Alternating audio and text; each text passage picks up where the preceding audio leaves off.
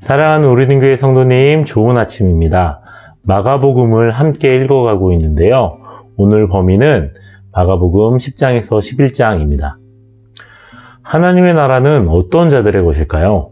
오늘 본문 10장을 보면 예수님께서 하나님의 나라에 대해 말씀하시며 하나님의 나라를 어린아이와 같이 받들지 않는 자는 결코 그곳에 들어가지 못하리라 라고 말씀하십니다. 그래서 오늘 한번 이 어린아이를 한번 제가 등장을 시켜 보았는데요.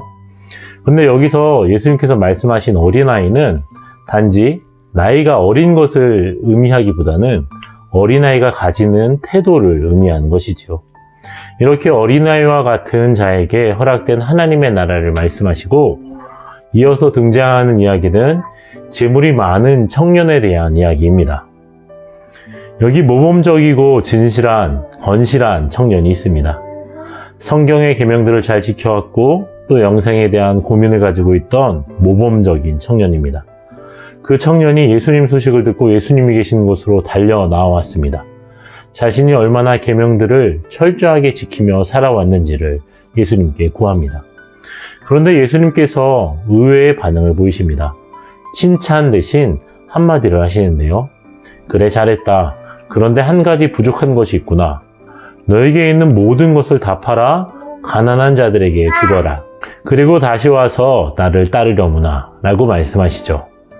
청년의 반응은 22절 그 사람은 재물이 많은 고로 이 말씀으로 인하여 슬픈 기색을 띠고 근심하며 돌아갑니다. 예수님의 반응은 어떻습니까? 23절 예수께서 둘러보시고 제자들에게 이르시되 재물이 있는 자는 하나님의 나라에 들어가기가 심히 어렵도다 라고 말씀을 하십니다. 우리는 여기까지만 보면 재물이 많은 것에 대한 부정적인 시각을 가질 수 있습니다. 그런데 이 본문은 재물이 없는 자들이 천부적으로 영적인 사람이거나 믿음의 사람이라는 주장을 지지하는 것은 아닙니다. 또한 부자들은 모두 물질주의적이라거나 죄된 사람이라고도 말하지 않는 것이고요. 다만 재물이 있는 사람들, 그리고 아마도 부에 따르기 마련인 권세가 있는 사람들은 구원의 문제에서 우선적으로 하나님에 대한 믿음에 자신을 드리기보다는 재물이나 권세를 신뢰하는 경향이 더 많을 수 있음에 대한 경고라고 보아야 합니다. 그러나 반드시 그렇지도 않은 것이 자신이 가진 돈에 지배를 받지 않으면서도 또 탁월하게 예수님을 섬기는 부유한 성도들도 많다라는 것이죠. 반대로 부유하지 않은 사람이라고 해서 자동적으로 믿음을 갖는 것도 아니죠. 오히려 많은 압박을 받으면 부자들보다 더 물질주의적이고 더 탐욕스러워질 수도 있다는 것입니다.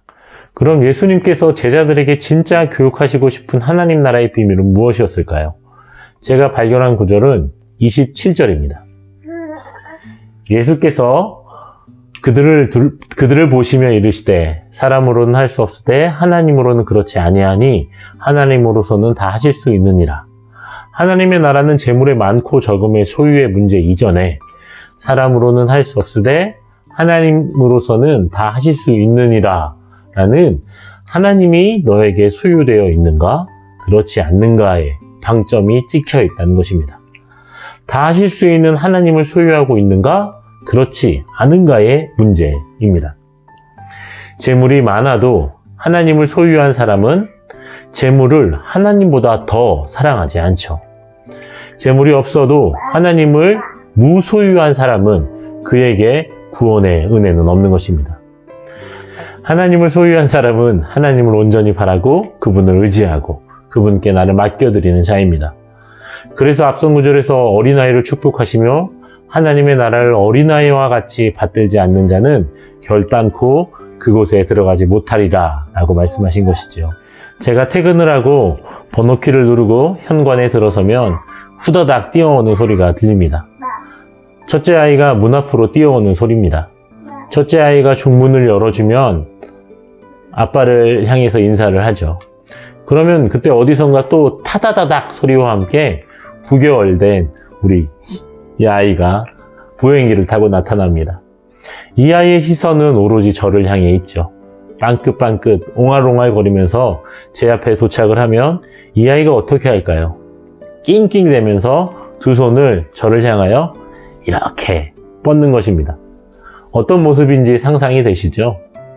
물질의 많고 적음이 이 아이의 행동에 영향을 주지 않습니다. 오늘 이 아이의 통장에 100억이 입금이 되어도 이 아이는 저를 전적으로 반길 것입니다. 오늘 하루 마가복음 본문을 묵상하시는 가운데 물질의 많고 적음의 문제 이전에 어린아이와 같이 아빠를 순전하게 바라보고 또 의지하고 나를 맡기고 있는가 그렇지 않는가를 돌아보는 날 되었으면 좋겠습니다. 오늘도 은혜 안에 거하시고 그 은혜를 누리시는 귀한 날 되시기를 축복합니다.